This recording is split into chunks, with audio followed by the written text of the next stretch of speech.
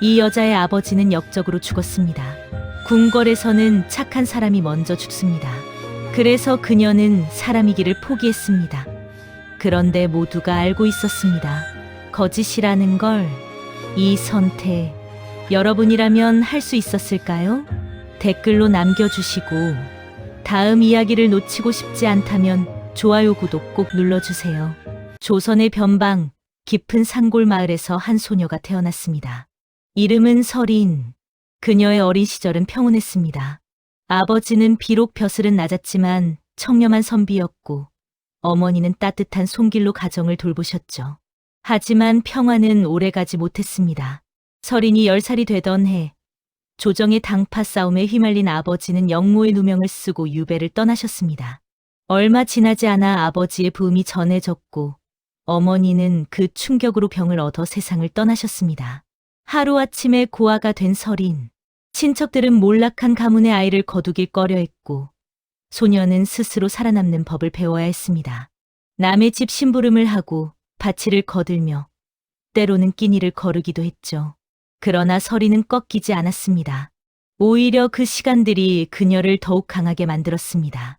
사람들의 표정 하나, 말투 하나에서 진심과 거짓을 읽어내는 법을 배웠고, 위기의 순간에 재빨리 판단하는 능력을 키웠습니다. 힘든 시절이었지만 설인은 이 경험들이 훗날 자신을 지켜줄 무기가 되리라는 것을 아직 알지 못했습니다. 설인이 16이 되던 해, 운명은 또 한 번 그녀를 시험했습니다. 아니, 어쩌면 기회를 주었는지도 모릅니다. 궁궐에서 나인을 뽑는다는 소식이 마을에 전해졌습니다. 설인은 망설임 없이 지원했습니다. 변방에서의 삶은 이미 한계에 다다랐고, 한양으로 가는 것만이 새로운 길을 열 수 있다고 생각했기 때문입니다. 기적처럼 설인은 선발되었습니다. 그리고 처음으로 한양 땅을 밟았죠. 궁궐의 높은 담장과 화려한 정각들은 변방 소녀의 눈을 압도했습니다. 붉은 기둥과 푸른 단청, 금빛 치마를 휘날리는 궁녀들의 모습은 마치 다른 세상 같았습니다. 하지만 설인은 곧 깨달았습니다. 이 아름다운 궁궐 안에도 변방 못지않은, 아니 어쩌면 더욱 치열한 생존 경쟁이 있다는 것을요. 상궁들의 차가운 눈빛, 궁녀들 사이의 은밀한 속삭임, 겉으로는 공손하지만 속으로는 칼을 품은 듯한 말들. 설인은 어린 시절 겪었던 고난이 결코 헛되지 않았음을 느꼈습니다. 사람의 본성을 읽어내는 그녀의 능력이 이곳에서야말로 진정으로 필요할 것이라는 것을 말입니다. 궁궐 생활 첫날 밤, 설인은 작은 처소에 홀로 앉아 생각했습니다. 이곳에서 살아남아야 한다. 그리고 언젠가는, 그녀는 아직 그 다음 말을 입 밖에 내지 못했습니다. 하지만 가슴 속 깊은 곳에서는 이미 알고 있었습니다. 단순히 살아남는 것을 넘어 무언가를 이루어내야 한다는 것을요. 궁궐에서의 생활이 시작되고 얼마 지나지 않아 설인은 첫 번째 시험을 맞이했습니다. 중전마마를 모시는 상궁이 설인을 불렀습니다. 내일 대전에 올릴 차를 준비하거라. 중요한 손님이 오신다. 간단한 지시였지만 설인은 주변의 분위기가 심상치 않음을 느꼈습니다. 다른 궁녀들의 시선이 묘하게 차갑게 식어 있었기 때문입니다. 다음 날 새벽, 설인은 정성스럽게 차를 준비했습니다. 그런데 차를 올리려는 순간 한 상궁이 다가와 말했습니다. 아, 그 찻잔이 아니라 옥색 찻잔을 쓰셔야 합니다. 모르셨습니까? 설인은 당황했습니다. 분명 어제는 이 찻잔을 쓰라고 했는데 말입니다. 하지만 설인은 재빨리 판단했습니다. 변명하는 대신 깊이 절하며 말했습니다. 제가 잘못 들었습니다. 바로 바꾸겠습니다. 그리고 황급히 찻잔을 바꿔 무사히 차를 올렸습니다. 나중에 설인은 알게 되었습니다. 그것이 의도된 시험이었다는 것을요. 새로 들어온 궁녀가 당황하여 실수하거나 혹은 변명을 늘어놓아 결례를 범하는지 지켜보려 했던 것입니다. 작은 실수 하나가 궁에서 쫓겨나는 빌미가 될 수 있었습니다. 그날 이후로도 시험은 계속되었습니다. 일부러 잘못된 정보를 주거나 서로 모순되는 지시를 내리거나 물건을 숨겨놓고 찾으라고 하는 일들. 설인은 깨달았습니다. 이곳에서는 능력만으로는 부족하다는 것을, 끊임없이 경계하고 한 발 앞서 생각해야 한다는 것을 말입니다. 계절이 바뀌고 설인은 점차 궁궐 생활에 익숙해져 갔습니다. 겉으로 보기에는 말입니다. 어느 날 같은 처소를 쓰는 궁녀 오키가 다가왔습니다. 설인아, 우리 친하게 지내자. 이 궁궐에서 의지할 사람은 서로밖에 없지 않겠니? 따뜻한 미소와 함께 건넨 말이었습니다. 설인도 미소로 화답했습니다. 그러면 좋겠습니다. 오키 언니. 하지만 며칠 후 설인은 우연히 목격했습니다. 오키가 상궁에게 자신에 대한 이야기를 하는 것을요. 설인이 요즘 밤마다 몰래 나가는 것 같습니다. 수상한 행동을 하는 것 같아 염려되어 말씀드립니다. 물론 거짓이었습니다. 설인은 한 번도 그런 적이 없었으니까요. 그날 밤 설인은 홀로 앉아 깊이 생각했습니다. 변방에서 겪은 배신과는 또 다른 종류의 아픔이었습니다. 오키는 나쁜 사람이 아니었습니다. 단지 이곳에서 살아남기 위해 남을 밟고 올라서야 한다고 배운 것뿐이었습니다. 설인은 결심했습니다. 더 이상 누구도 온전히 믿지 않겠다고, 친절한 말 뒤에 숨은 의도를 항상 살피겠다고, 마음 깊은 곳에 단단한 성벽을 쌓겠다고 말입니다. 겉으로는 여전히 공손하고 온화한 미소를 지었습니다. 다른 궁녀들과 이야기를 나누고 때로는 웃기도 했습니다.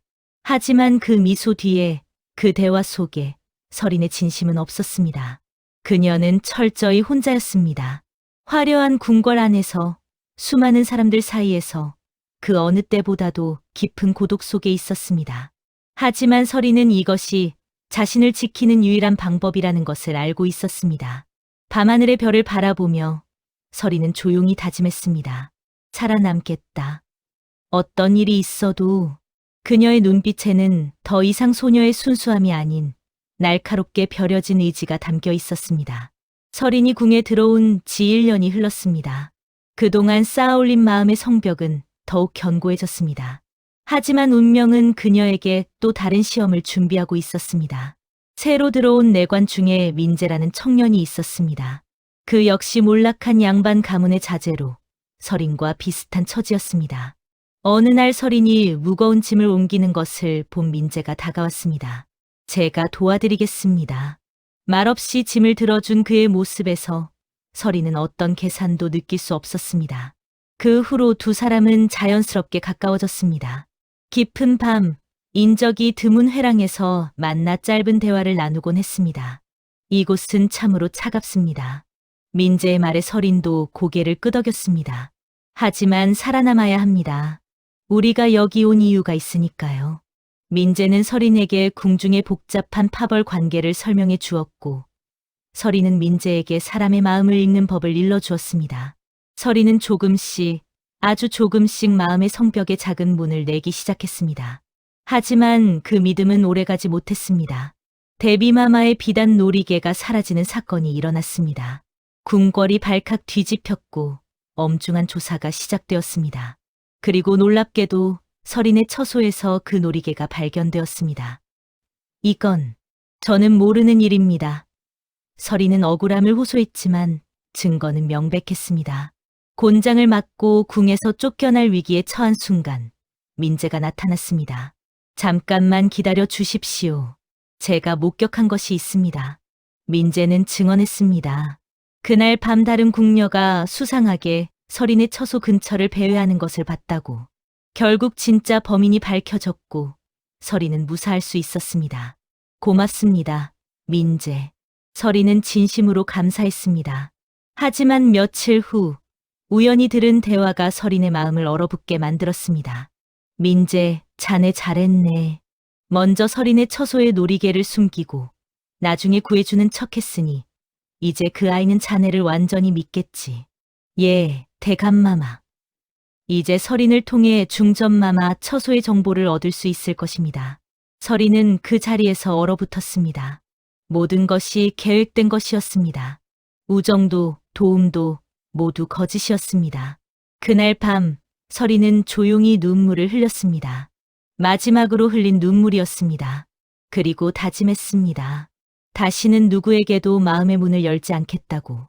이제 그녀에게 남은 것은 오직 살아남는 것, 그리고 복수뿐이었습니다. 배신의 상처는 설인을 더욱 냉철하게 만들었습니다. 그리고 그 냉철함은 곧 기회가 되었습니다. 어느 날 중전마마께서 친정 어머니를 위한 진귀한 약재를 구하고자 했습니다. 하지만 그 약재는 구하기가 매우 어려웠고 여러 상궁들이 나섰지만 모두 실패했습니다. 서리는 조용히 손을 들었습니다. 소녀가 한번 알아보겠습니다. 상궁들은 코웃음을 쳤습니다. 내가 뭘 할 수 있겠느냐? 하지만 중전마마께서 허락하셨습니다. 해보거라.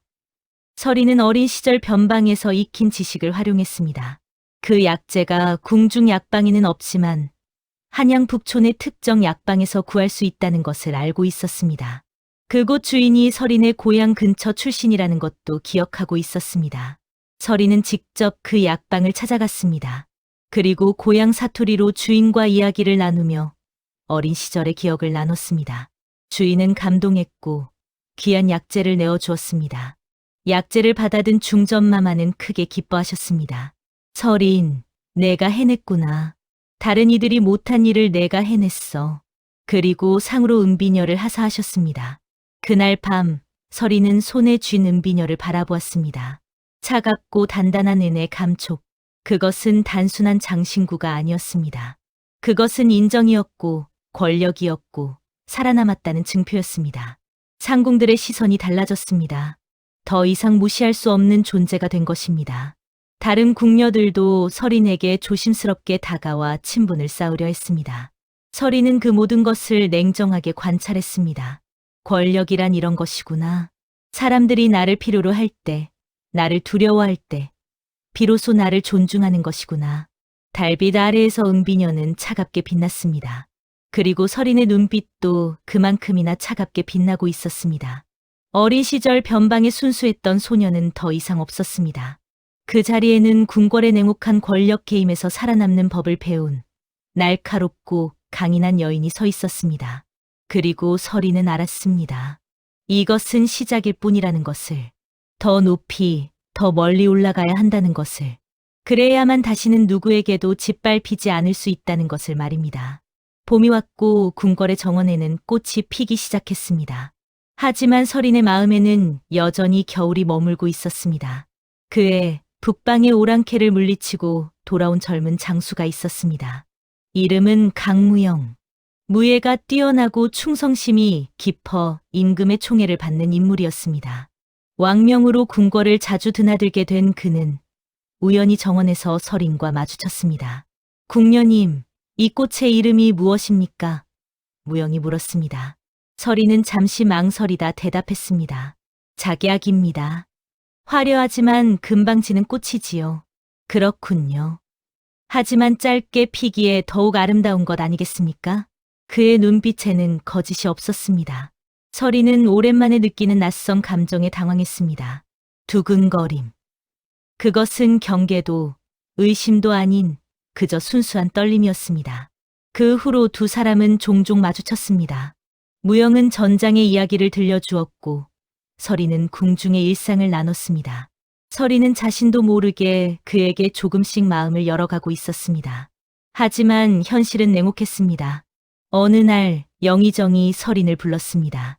서린, 내가 강장군과 가깝다는 소문을 들었다. 그에게 한 가지 부탁을 해주겠느냐? 영의정은 서린에게 무영의 동향을 살피고 그가 어느 편에 서는지 알아오라 명했습니다. 서린은 깨달았습니다. 자신과 무영의 만남조차도 누군가의 계산 속에 있을 수 있다는 것을. 혹시 무영도 정치적 목적으로 자신에게 접근한 것은 아닐까? 아니면 자신이 무영을 이용해야 하는 것일까? 그날 밤 무영이 서린에게 말했습니다. 서린, 나는 당신이 좋소. 정치도 권력도 필요 없소. 그저 당신과. 하지만 서린은 그의 말을 막았습니다. 장군님, 이곳은 궁궐입니다. 사랑이 허락되지 않는 곳이지요. 서린은 돌아섰습니다. 떨리는 마음을 애써 숨기며 사랑과 정치 사이에서 그녀는 정치를 선택할 수밖에 없었습니다. 그것이 살아남는 법이었으니까요. 서린의 입지는 점점 더 공고해졌습니다. 중전마마의 신임을 얻은 그녀는 이제 중요한 일들을 맡게 되었습니다. 어느 날 서린은 우연히 이상한 대화를 엿듣게 되었습니다. 두 대신이 회랑 한쪽에서 속삭이고 있었습니다. 세자저하께서 요즘 몸이 편찮으시다던데. 그러게 말이오. 어이가 처방한 약을 드신 후로 더 안 좋아지신 것 같다더군. 작은 말이었습니다. 하지만 서린의 예리한 직감이 경고했습니다. 이것은 단순한 걱정이 아니라 무언가를 암시하는 말이라고. 서린은 조용히 조사를 시작했습니다. 세자저하의 처방전을 살펴보고 어이를 관찰하고 약방의 출입 기록을 확인했습니다. 그리고 발견했습니다. 처방된 약재 중 하나가 미묘하게 바뀌어 있다는 것을. 그 약재는 단독으로는 무해하지만 다른 약재와 섞이면 서서히 몸을 약하게 만드는 것이었습니다. 서린은 전율했습니다. 이것은 세자를 서서히 병들게 하려는 음모였습니다. 그리고 그 뒤에는 세자의 자리를 노리는 누군가가 있었습니다. 서린은 선택의 기로에 섰습니다. 이 사실을 고하면 세자를 구할 수 있지만 강력한 적을 만들게 됩니다. 침묵하면 안전하지만 양심이 허락하지 않습니다. 결국 서린은 중전마마께 은밀히 보고했습니다. 중전마마는 충격을 받으셨지만 서린의 신중함을 높이 사셨습니다. 서린, 내가 아니었다면 우리 세자는 이 은혜를 잊지 않겠다. 음모는 조용히 무마되었고 세자는 건강을 되찾았습니다. 하지만 서린은 알았습니다. 이것은 끝이 아니라 시작이라는 것을. 궁중의 권력 다툼은 이제 막 본격화되고 있었고 자신은 그 한가운데에 서게 되었다는 것을 말입니다. 서린이 세자를 구한공으로 상궁의 지위에 오른 지 얼마 되지 않았을 때였습니다. 중전마마의 명으로 오래된 문서들을 정리하던 중 서린의 손이 멈췄습니다. 한 장의 상소문. 거기에는 익숙한 이름이 적혀 있었습니다. 아버지의 이름이었습니다. 손이 떨렸습니다. 서린은 그 문서를 자세히 읽어 내려갔습니다. 그리고 충격적인 사실을 알게 되었습니다. 아버지가 영모의 누명을 쓴 것은 우연이 아니었습니다. 그것은 치밀하게 계획된 음모였습니다. 문서에는 당시 영의정이었던 김한중과 좌의정 박영달의 이름이 있었습니다. 그들은 아버지가 임금께 올린 청렴한 상소가 자신들의 비리를 드러낼까 두려워 먼저 아버지를 제거하기로 공모했습니다. 거짓 증거를 만들고 증인을 매수하고 결국 아버지를 역적으로 몰아갔습니다. 서린은 그 자리에 주저앉았습니다. 온몸이 떨렸습니다. 분노인지 슬픔인지 알 수 없는 감정이 북받쳐 올랐습니다. 아버지, 서린은 작게 중얼거렸습니다. 어머니, 얼마나 억울하셨을까, 얼마나 원통하셨을까. 그리고 더 충격적인 사실, 김한중의 아들 김석진은 현재 병조판서로, 박영달의 손자 박민수는 이조판서로 여전히 권력의 중심에 있었습니다. 그들은 아버지의 희생 위에서 부귀영화를 누리고 있었습니다. 서린은 천천히 일어섰습니다. 눈물은 이미 말라 있었습니다. 대신 그녀의 눈빛에는 차갑고 단단한 결심이 서려 있었습니다. 복수하겠습니다. 서린은 조용히 맹세했습니다. 아버지, 어머니, 그리고 무너진 우리 가문을 위해 저는 반드시 그들을 무너뜨리겠습니다. 하지만 서린은 알고 있었습니다. 성급한 복수는 자신을 파멸로 이끌 뿐이라는 것을. 그녀는 인내해야 했습니다. 더 높이 올라가야 했습니다. 더 많은 권력을 쥐어야 했습니다. 그날부터 서린의 모든 행동에는 하나의 목적이 생겼습니다. 복수. 그것은 그녀를 지탱하는 힘이자 동시에 그녀를 올가매는 사슬이기도 했습니다. 밤하늘의 별을 바라보며 서린은 다짐했습니다. 기다리십시오. 제가 반드시. 그녀의 복수는 이제 막 시작되었습니다. 복수를 결심한 후 서린은 더욱 냉철해졌습니다. 혼자서는 김석진과 박민수 같은 거물들을 무너뜨릴 수 없다는 것을 알았기 때문입니다. 그녀에게는 동맹이 필요했습니다. 서린은 궁중의 세력 지도를 머릿속에 그렸습니다. 누가 누구와 연결되어 있고 누가 누구를 견제하는지 마치 바둑판처럼 모든 돌의 위치를 파악했습니다. 첫 번째 동맹은 의외의 인물이었습니다. 내관 총책 정상선이었습니다. 나이 든 환관이었지만 궁중의 모든 비밀을 꿰뚫고 있는 인물이었습니다. 서린은 조심스럽게 다가갔습니다. 상선어른, 소녀가 여쭐 것이 있습니다. 말해보거라, 서린. 김석진과 박민수, 그들에게 약점은 없습니까? 정상선은 서린을 날카롭게 바라보았습니다. 내가 왜 그들을 모르느냐? 서리는 망설이지 않았습니다. 제 아버지를 죽인 자들이기 때문입니다. 긴 침묵이 흘렀습니다. 정상선은 한숨을 내쉬었습니다. 나도 그때 그 일이 음모라는 것을 알았지. 하지만 어찌할 수 없었다. 나는 그저 내관일 뿐이니까. 그리고 덧붙였습니다. 하지만 지금의 너는 다르다. 중전마마의 신임을 받는 상궁이 아니냐. 만약 내가 진심이라면 내가 돕겠다. 두 번째 동맹은 더욱 위험한 선택이었습니다. 세자좌였습니다. 서린이 목숨을 구한 은혜가 있었고 세자는 김석진 일파와 정치적으로 대립하고 있었습니다. 서린은 은밀히 세자를 아련했습니다. 저하 김석진과 박민수를 견제할 방법을 알고 있습니다. 세자는 조용히 물었습니다. 어째서 과인을 돕고자 하느냐? 저하를 돕는 것이 아닙니다. 저 자신을 위해서입니다. 다만 우리의 적이 같을 뿐입니다. 세자는 미소 지었습니다. 솔직하구나. 좋다. 협력하겠다. 하지만 명심하라. 이것은 거래다. 신뢰가 아니라 계산이다. 잘 알고 있습니다. 저와. 세 번째 동맹은 가장 복잡한 감정이 얽힌 상대였습니다. 강무영이었습니다. 그는 여전히 서린을 사랑했고 서린 역시 그를 완전히 잊을 수 없었습니다. 무영, 부탁이 있습니다. 무엇이든 말하시오. 김석진이 비리를 저지른 증거를 찾아주십시오. 장군님은 병조의 기록에 접근할 수 있지 않습니까? 무영은 잠시 망설이다 물었습니다. 이것이 당신의 복수입니까? 서리는 고개를 끄덕였습니다. 무영은 깊은 한숨을 내쉬었습니다. 좋소, 돕겠소. 하지만 서린, 복수가 끝난 후 당신 곁에 남을 것이 무엇이겠소? 서리는 대답하지 않았습니다. 대답할 수 없었습니다. 서리는 밤마다 계산했습니다. 누구를 언제 움직일 것인가? 어떤 정보를 누구에게 흘릴 것인가? 마치 장기를 두듯 한 수 한 수 신중하게 놓아갔습니다. 그녀는 알고 있었습니다. 이 동맹들은 신뢰가 아니라 이해관계로 맺어진 것임을. 언제든 깨질 수 있고 언제든 칼이 되어 자신을 찌를 수도 있음을. 하지만 그것이 궁중에서 살아남는 법이었습니다.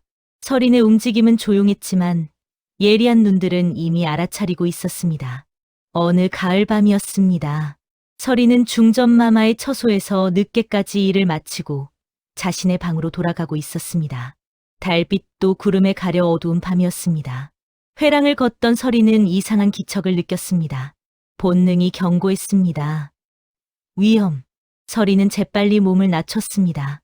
그 순간 칼이 그녀가 서 있던 자리를 스쳐 지나갔습니다. 누구냐? 서린이 외쳤지만 대답은 없었습니다. 어둠 속에서 검은 옷을 입은 자객이 다시 칼을 휘둘렀습니다. 서린은 간신히 몸을 피했지만 팔에 베이는 느낌이 들었습니다. 피가 흘렀습니다. 살려주십시오. 서린은 비명을 질렀습니다. 하지만 이곳은 외진 회랑. 아무도 듣지 못했습니다. 자객은 천천히 다가왔습니다. 달빛이 잠깐 구름 사이로 비쳤고 서린은 자객의 허리춤에 있는 놀이개를 보았습니다. 김석진 집안의 문양이었습니다. 여기서 죽는구나. 서린은 생각했습니다. 하지만 포기할 수 없었습니다. 아직 복수도 하지 못했는데 아버지, 어머니께 얼굴을 들 수 없었습니다. 필사적으로 주변을 둘러본 서린은 바닥에 떨어진 하루용 쇠막대기를 발견했습니다. 자객이 칼을 내리치는 순간 서린은 그것을 들어 막아냈습니다.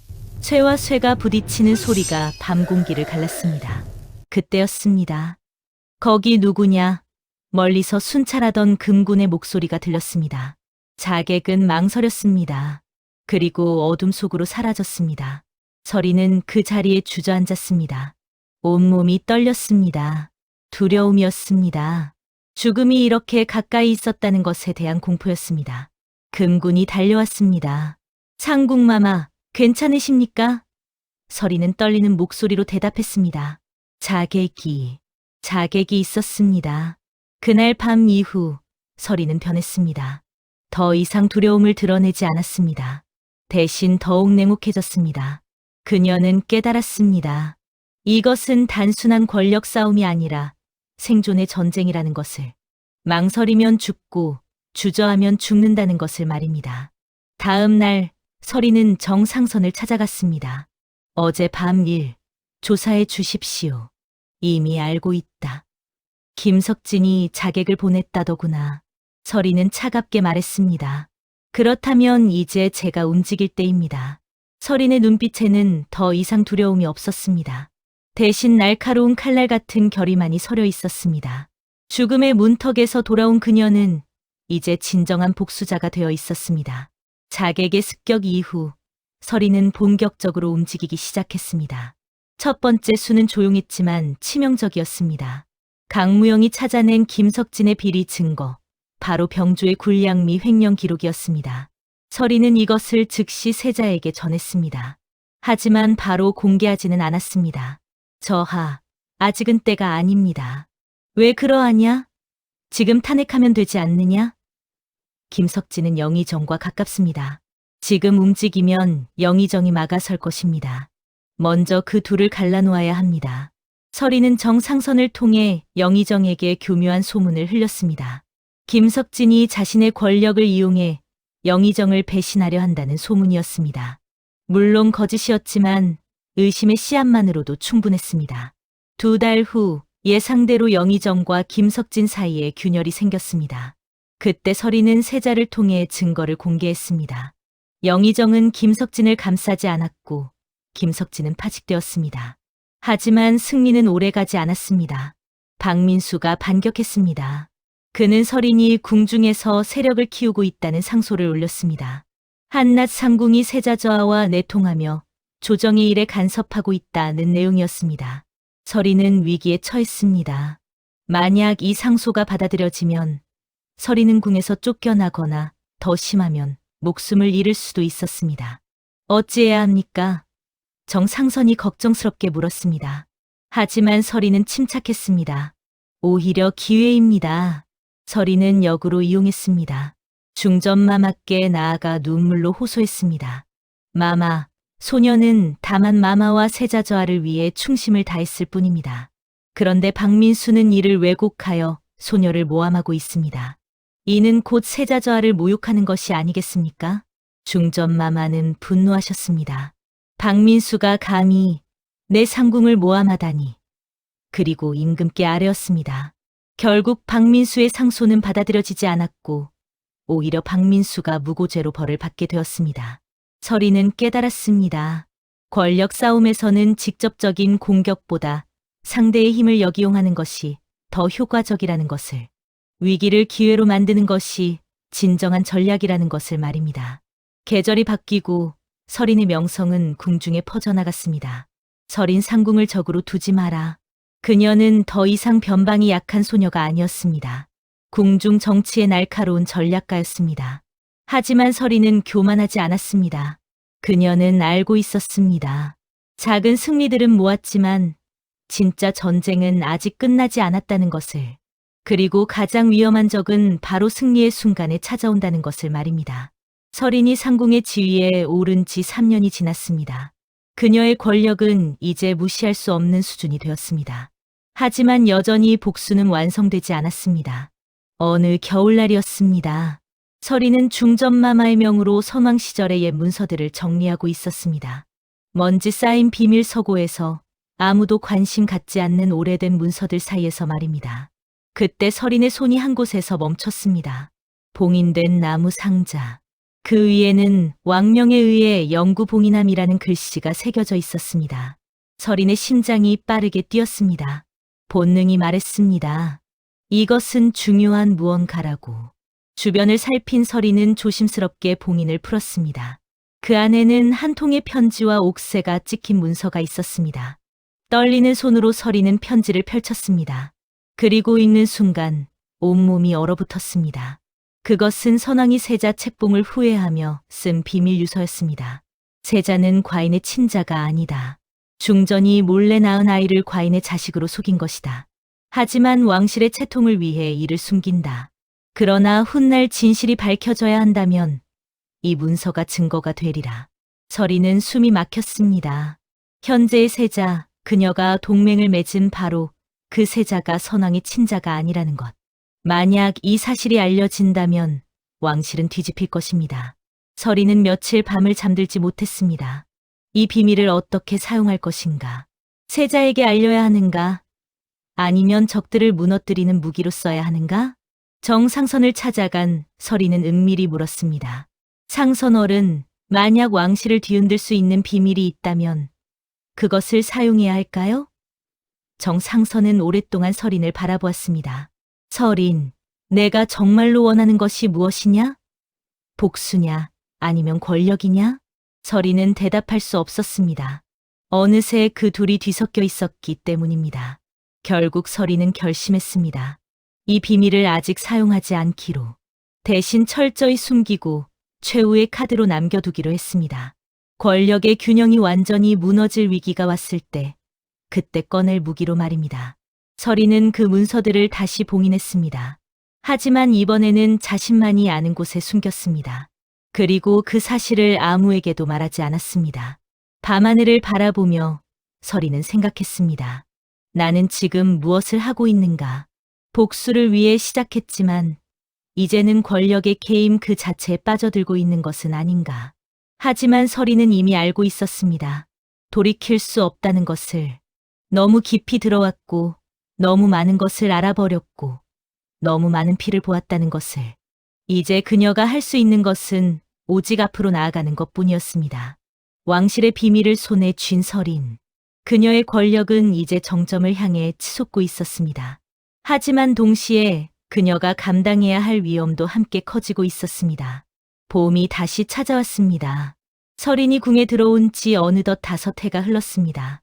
그날은 궁중 잔치가 열리는 날이었습니다. 세자의 책봉 기념일이었습니다. 화려한 연회가 펼쳐지고 신하들은 축하의 말을 올렸습니다. 서린도 중전마마를 모시며 자리에 있었습니다. 연회가 끝난 후 세자가 서린을 불렀습니다. 서린 상궁, 잠시 이야기를 나누고 싶소. 서린은 공손히 따라갔습니다. 세자의 처소로 향하는 길, 어딘지 모르게 불길한 느낌이 들었습니다. 세자의 방에 들어서자 그곳에는 세자만 있는 것이 아니었습니다. 정상선도 있었습니다. 서린의 가장 믿었던 동맹이었습니다. 앉으시오, 서린 상궁. 세자의 목소리가 평소와 달랐습니다. 차갑고 날카로웠습니다. 정상선에게서 흥미로운 이야기를 들었소. 서린의 심장이 빠르게 뛰기 시작했습니다. 정상선은 서린을 바라보지 않았습니다. 선왕의 비밀 유서 말이오. 과인이. 선왕의 친자가 아니라는 그 문서 말이오. 세자의 목소리에 분노가 담겨 있었습니다. 그것을 찾은 것이 당신이라 하던데. 서린은 정상선을 바라보았습니다. 상선어른. 왜? 정상선은 여전히 고개를 숙이고 있었습니다. 미안하오, 서린. 하지만 나는 세자저하를 섬기는 신하요. 당신이 그런 비밀을 쥐고 있다는 것은 저하께 위협이 될 수 있소. 서린은 배신감에 온몸이 떨렸습니다. 정상선을 믿었습니다. 진심으로 자신을 도와준다고 생각했습니다. 하지만 그도 결국 자신의 이익을 위해 움직였던 것입니다. 세자가 물었습니다. 그 문서는 어디 있소? 서린은 침묵했습니다. 말하시오. 그것이 궁 안 어디에 있는지. 세자의 목소리가 높아졌습니다. 소녀는 모릅니다. 서린은 거짓말을 했습니다. 그 문서는 발견한 즉시 불태워버렸습니다.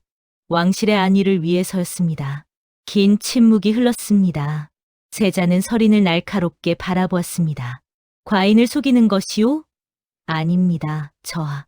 소녀는 저하를 위해 그렇게 했습니다. 그 비밀은 누구에게도 알려져서는 안 되는 것이었으니까요. 세자는 웃었습니다. 차갑고 쓸쓸한 웃음이었습니다. 그래, 그렇다고 치지. 하지만 명심하시오, 서린 상궁. 당신은 이제 과인에게 빚을 졌소. 과인의 비밀을 알았으니 과인은 당신을 절대 놓아줄 수 없소. 서린은 깨달았습니다. 이것이 진정한 배신이라는 것을. 민재의 배신은 계산된 것이었지만 정상선의 배신은 달랐습니다. 그는 진심으로 서린을 아꼈지만 결국 더 큰 충성을 선택한 것이었습니다. 그리고 서린은 또한 깨달았습니다. 세자도 더 이상 동맹이 아니라는 것을. 이제 그는 서린을 감시하고 통제해야 할 대상으로 보고 있다는 것을 말입니다. 처소로 돌아온 서린은 홀로 앉아 생각했습니다. 신뢰란 무엇인가?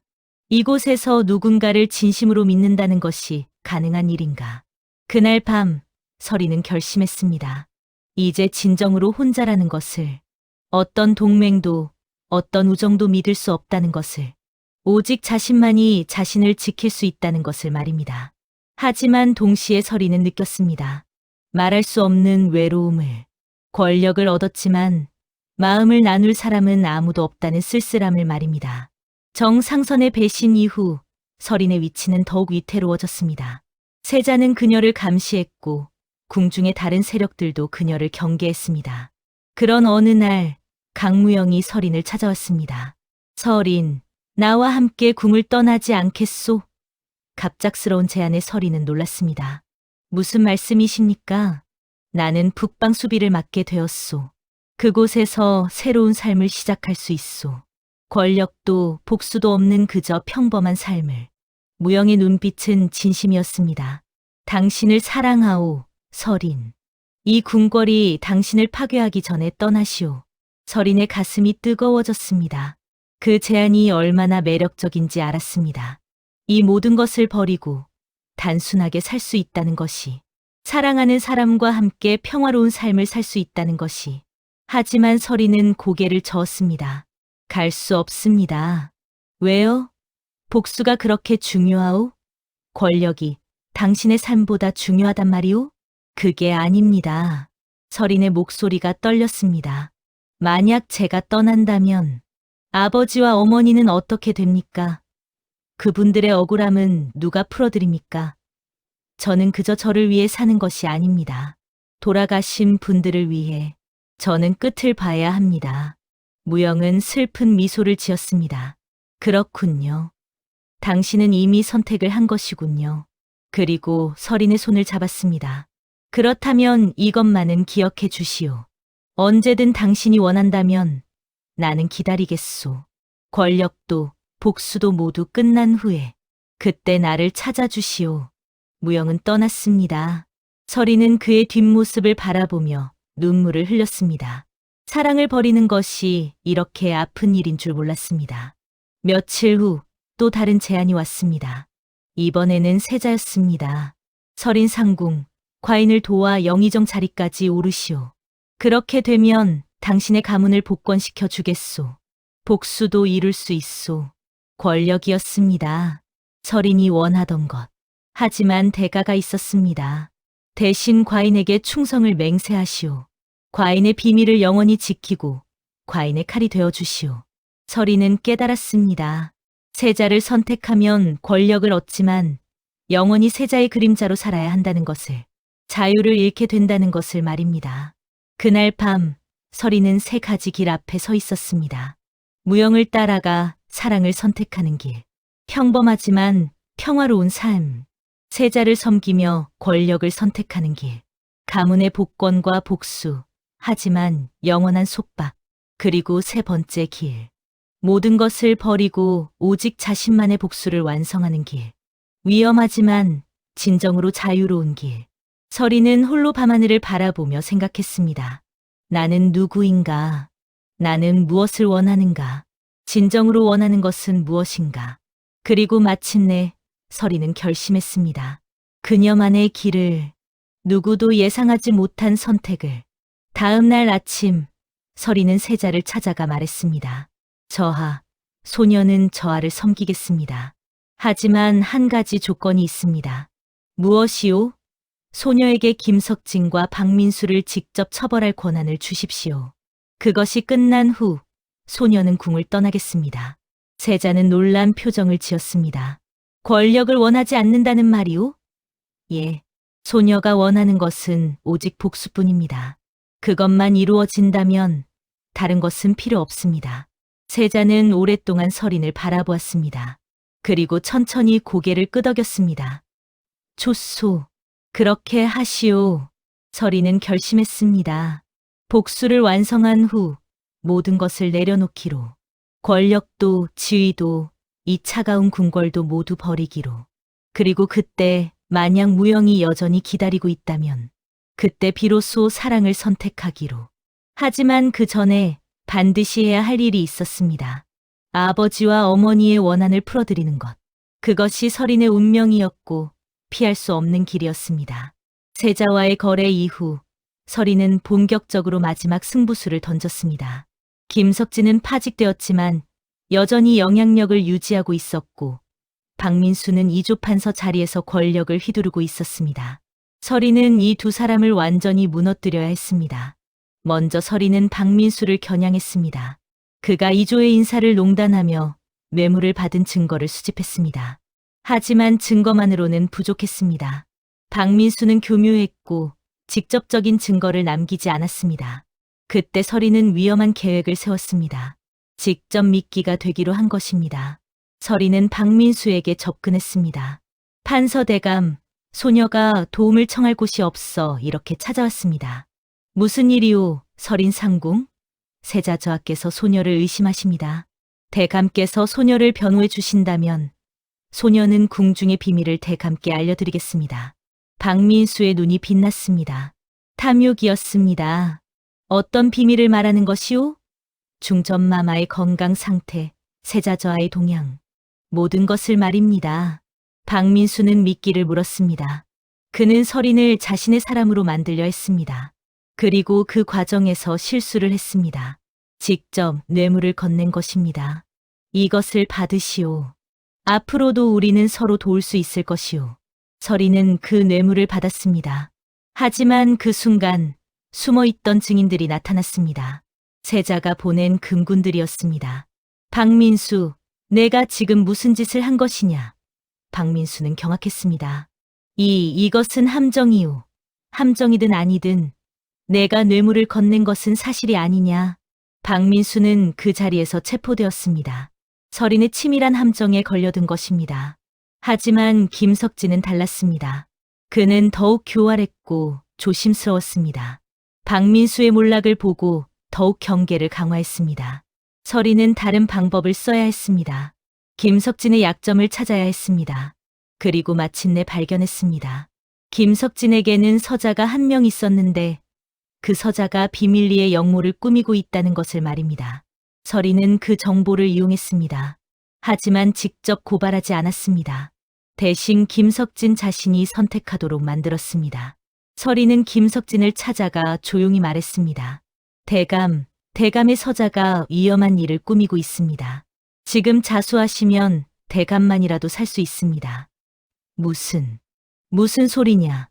소녀는 대감을 도우려는 것입니다. 아버지의 죄가 자식에게 미치기 전에 스스로 정리하십시오. 김석진은 고뇌했습니다. 결국 그는 서자를 고발했습니다. 자신의 아들을 버린 것입니다. 하지만 그것으로도 충분하지 않았습니다. 세자는 김석진이 자식의 역모를 미리 알고도 숨겼다는 죄로 탄핵했습니다. 김석진은 완전히 몰락했습니다. 유배를 떠나며 그는 설인을 바라보았습니다. 내가 모든 것을 계획한 것이었구나. 설인은 차갑게 대답했습니다. 제 아버지께서 당하신 것과 같은 일입니다. 억울하십니까? 제 아버지도 억울하셨습니다. 궁중의 암투는 설인의 승리로 끝났습니다. 하지만 그 승리는 달콤하지 않았습니다. 너무 많은 것을 잃었고 너무 많은 피를 보았습니다. 복수를 완성한 설인은 세자에게 약속대로 사직서를 올렸습니다. 저하, 소녀는 이제 궁을 떠나겠습니다. 그리하시오. 당신은 약속을 지켰소. 설인은 짐을 꾸렸습니다. 5년간의 궁중 생활을 정리했습니다. 이제 무영을 찾아 북방으로 가려고 했습니다. 새로운 삶을 시작하려고 했습니다. 하지만 떠나기 전날 밤 급한 전갈이 왔습니다. 강무영이 오랑캐와의 전투에서 중상을 입었다는 소식이었습니다. 설인의 세상이 무너져 내렸습니다. 무영, 손이 떨렸습니다. 심장이 찢어지는 것 같았습니다. 설인은 세자에게 달려갔습니다. 저하, 부탁이 있습니다. 강장군을 한양으로 옮겨주십시오. 그곳에서는 제대로 치료받을 수 없습니다. 설인 상궁, 그것은 군령에 어긋나는 일이오. 저하, 서리는 처음으로 세자 앞에서 무릎을 꿇었습니다. 소녀가 평생 부탁드린 적이 없었습니다. 이것만은 들어주십시오. 세자는 망설였습니다. 그리고 조건을 제시했습니다. 좋소. 하지만 당신이 다시 궁으로 돌아와야 하오. 과인을 계속 섬겨야 하오.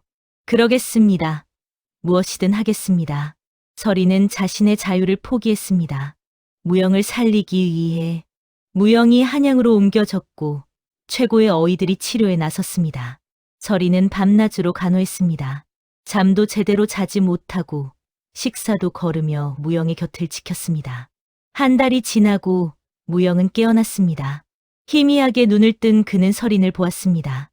서린, 당신, 말씀하지 마십시오. 아직 몸이 약하십니다. 당신이 나를 살린 것이오? 서린은 눈물을 흘리며 고개를 끄덕였습니다. 무영은 서린의 손을 잡았습니다. 미안하오. 당신과 함께 떠나기로 약속했는데 괜찮습니다. 장군님이 살아계신 것만으로도 충분합니다. 아니요. 무영은 고개를 저었습니다. 당신이 무엇을 포기했는지 알고 있소. 세자가 말해 주었소. 당신이 자유를 버리고 나를 살렸다는 것을. 서리는 웃었습니다. 눈물 섞인 웃음이었습니다. 제 선택이었습니다. 후회하지 않습니다. 서린, 장군님, 우리는 함께 떠날 수 없게 되었습니다. 하지만 장군님이 살아계신다는 것만 알아도 저는 행복합니다. 무영은 눈물을 흘렸습니다. 당신을 사랑하오. 저도 사랑합니다. 평생 사랑하겠습니다. 그들은 서로를 껴안았습니다.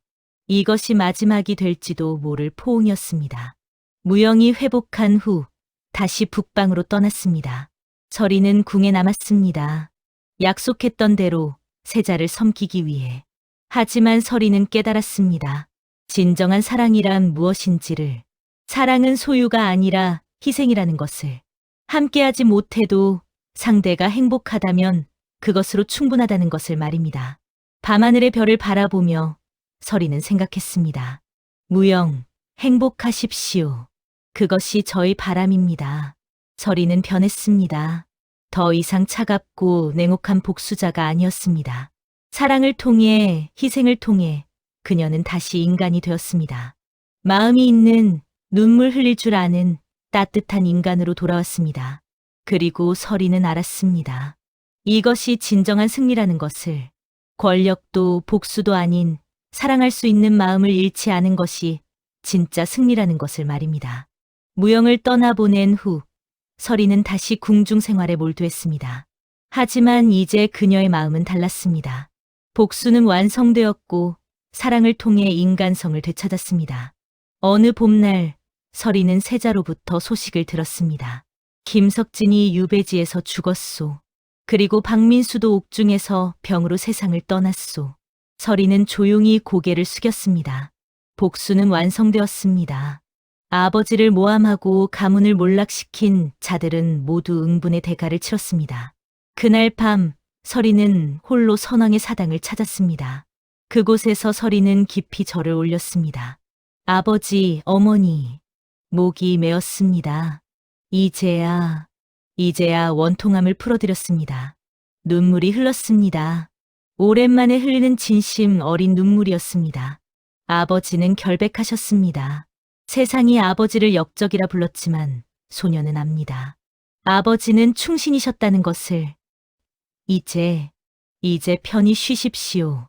서리는 품속에서 한 장의 문서를 꺼냈습니다. 선왕 시절 아버지가 억울하게 역무로 몰렸던 사건의 진실을 밝히는 문서였습니다. 김석진과 박민수의 음모를 증명하는 모든 증거가 담겨 있었습니다. 세자저하께서 이것을 조정에 공개하기로 하셨습니다. 아버지의 명예가 회복될 것입니다. 가문도 복권될 것입니다. 서리는 처음으로 편안한 미소를 지었습니다. 5년간의 무거운 짐을 내려놓는 순간이었습니다. 이제 소녀도 자유로워질 수 있을까요? 서리는 하늘을 바라보며 중얼거렸습니다. 복수는 끝났습니다. 하지만 서린의 인생은 아직 끝나지 않았습니다. 이제 그녀 앞에는 새로운 길이 펼쳐져 있었습니다. 며칠 후 조정에서 설인의 아버지에 대한 복권이 공식적으로 선포되었습니다. 고 서정현은 결백하며 충신이었음을 이에 선포하노라. 임금의 교서가 내려졌습니다. 설인은 궁궐 한 구석에서 그 소식을 들었습니다. 가슴이 뜨거워졌습니다.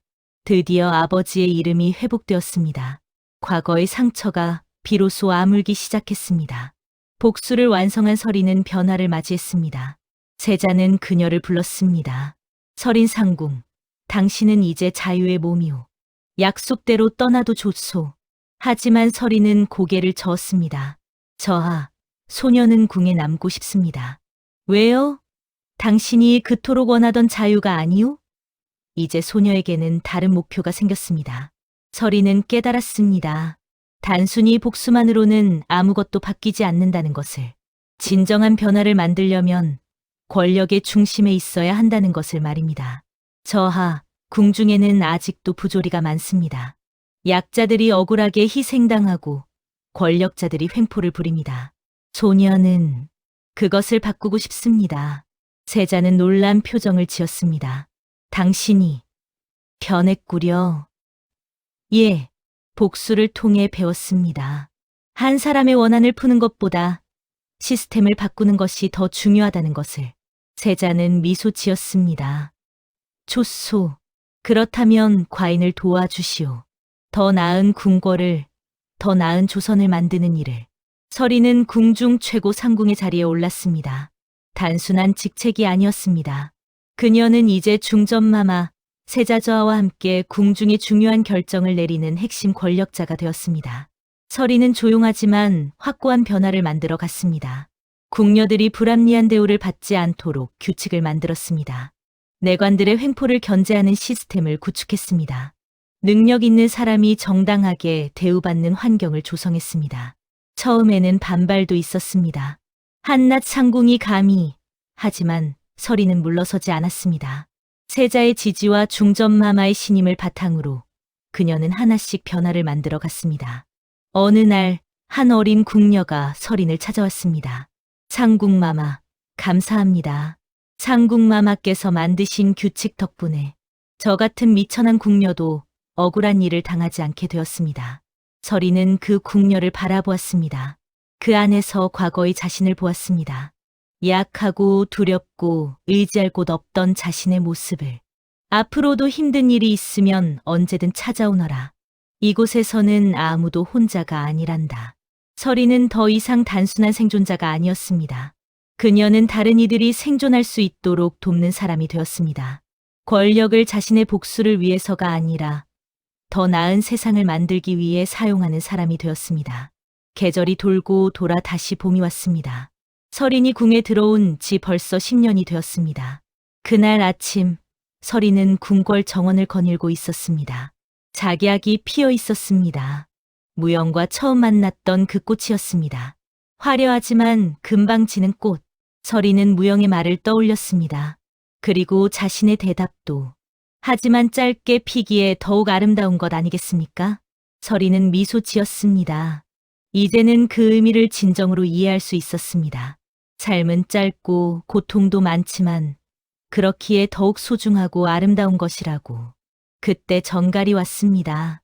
북방에서 무영이 보낸 편지였습니다. 설인은 떨리는 손으로 편지를 펼쳤습니다. 설인에게 오랜만에 편지를 쓰오. 나는 잘 지내고 있소. 당신도 건강하시기를 바라오. 들었소. 당신이 궁중에서 많은 변화를 만들고 있다고. 자랑스럽소. 당신은 이제 진정으로 자신의 길을 걷고 있구려. 나는 여전히 당신을 사랑하오. 하지만 이제는 알겠소. 당신의 길과 나의 길이 다르다는 것을. 그것을 받아들이겠소. 다만 이것만은 기억해 주시오. 언제든 당신이 필요하다면 나는 달려가겠소. 행복하시오, 설인. 설인은 편지를 가슴에 품었습니다. 눈물이 흘렀지만 슬픔의 눈물은 아니었습니다. 감사의 눈물이었습니다. 무영, 고맙습니다. 저도 당신을 사랑합니다. 하지만 당신의 말이 맞습니다. 이제 저는 제 길을 가야 합니다. 그날 저녁, 세자가 설인을 불렀습니다. 설인 상궁, 과인이 곧 왕위에 오를 것이오. 당신에게 부탁이 있소. 말씀하십시오. 저하. 내전 총책이 되어 주시오. 궁궐의 모든 일을 총괄하는 자리요. 당신이라면 할 수 있소. 설이는 잠시 생각했습니다. 그것은 궁중에서 가장 높은 권력이었습니다. 한낱 변방의 소녀가 도달할 수 있는 최고의 자리였습니다. 받아들이겠습니다. 저하. 하지만 한 가지 약속해 주십시오. 무엇이오? 소녀가 권력을 남용하거나 과거의 김석진이나 박민수처럼 타락한다면 주저없이 소녀를 파직해 주십시오. 세자는 크게 웃었습니다. 그런 걱정은 하지 않소. 당신은 그들과 다르오. 당신은 진정으로 백성을 위하는 사람이니까. 설이는 내전 총책이 되었습니다. 하지만 권력에 취하지 않았습니다. 오히려 더욱 겸손해졌고 더욱 신중해졌습니다. 밤마다 설이는 되새겼습니다. 자신이 어디서 왔는지, 얼마나 많은 고통을 겪었는지, 얼마나 많은 사람들의 도움을 받았는지를. 그리고 다짐했습니다.